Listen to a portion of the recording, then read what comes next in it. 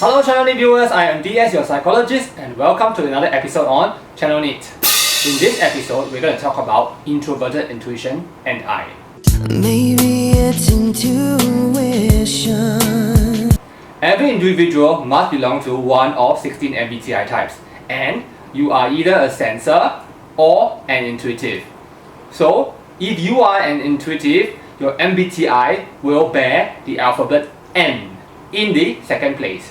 According to research, only 20 to 30% of the entire world population are intuitives.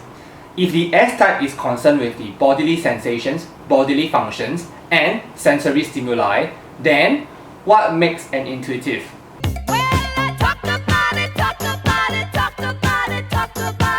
So there are two keywords over here. The intuitives are concerned with the use of the mind and imagination.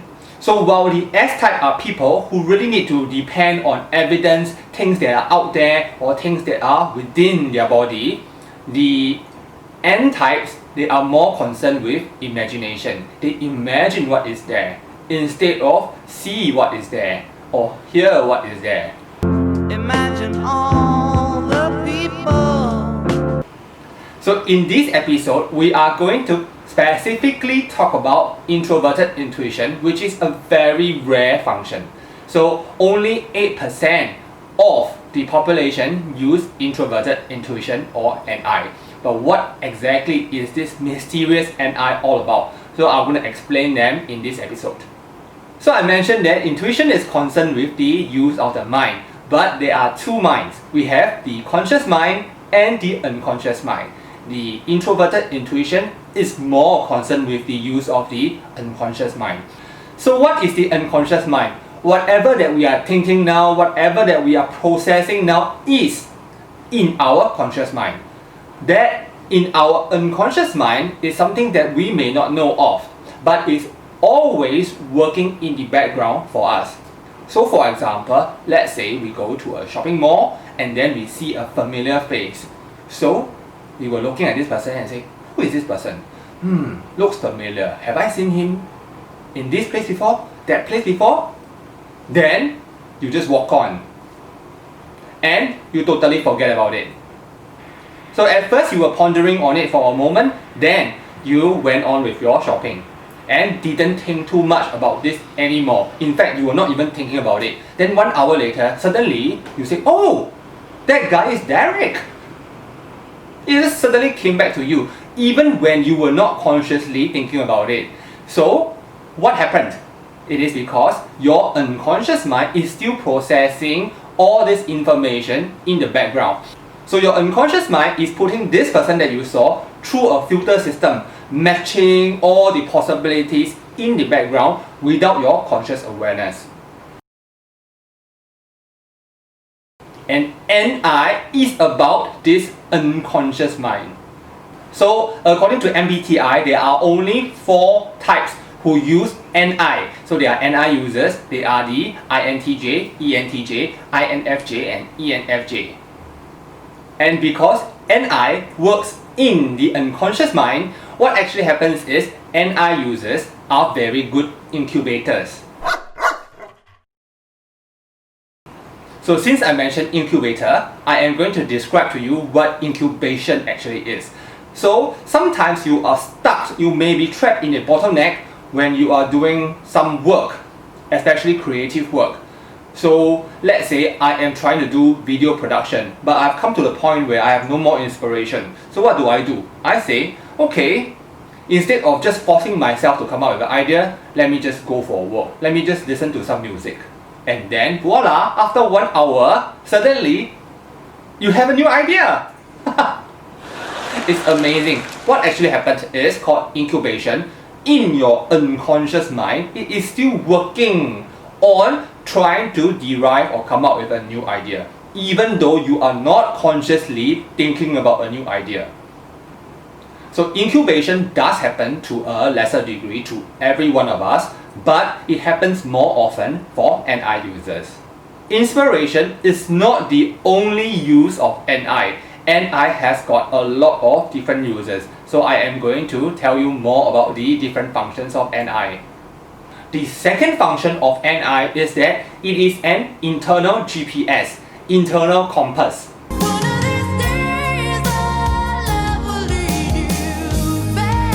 So what do I mean by this internal GPS? You can treat it really literally or figuratively. If we are at a particular place, we can figure our way out somehow because we have this internal GPS. However, this internal GPS can also be taken figuratively.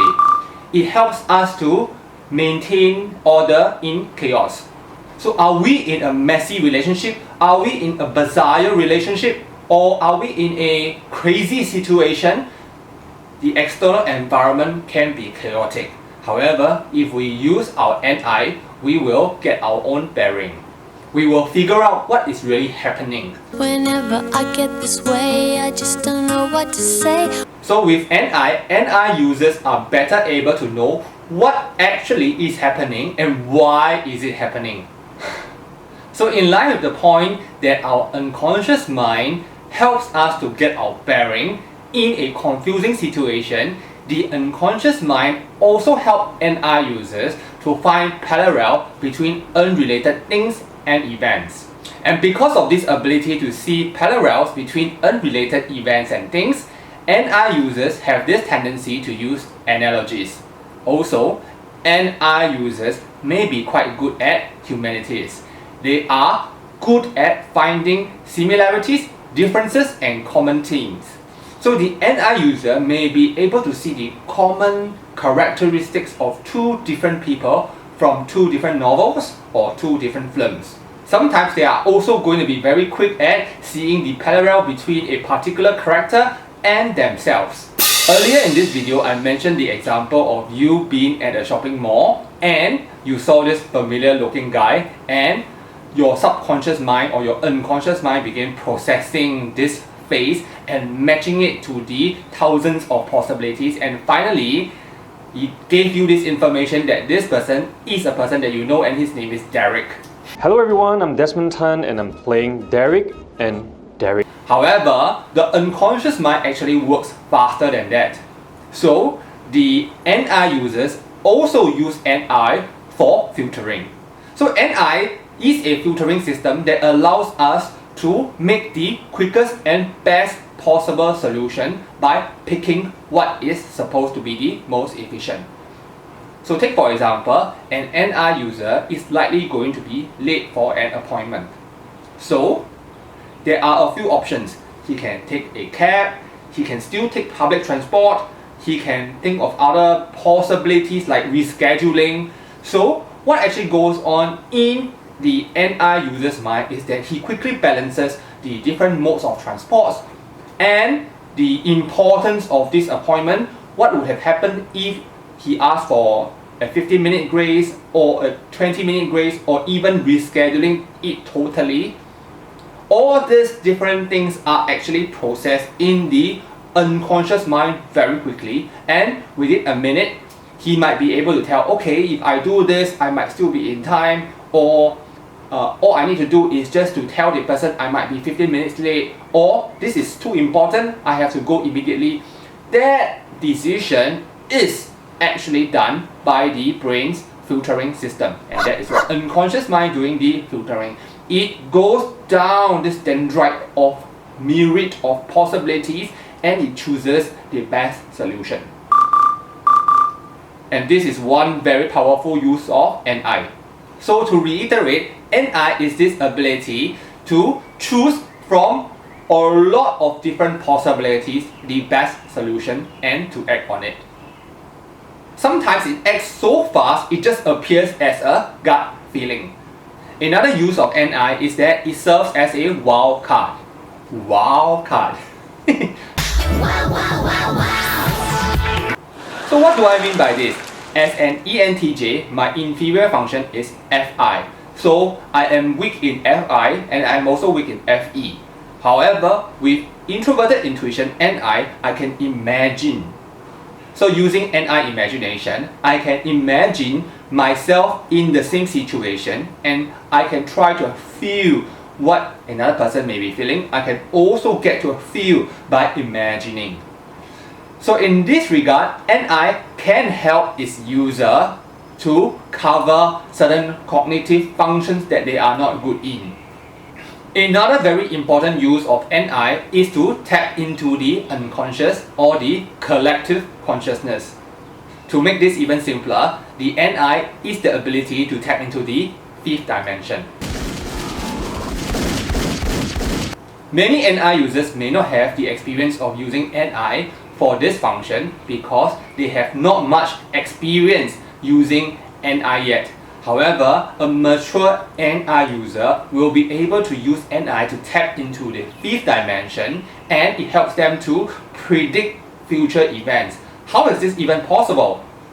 Now, it's actually very simple. In 3D, which is now we are living in the 4D with 3D plus time as the fourth dimension.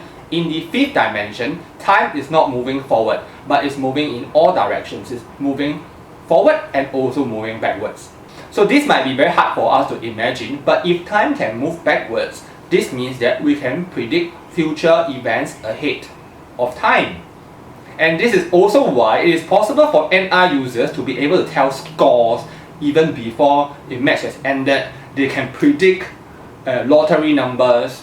However, it is really very hard to master this ability of NI to tap into the collective consciousness.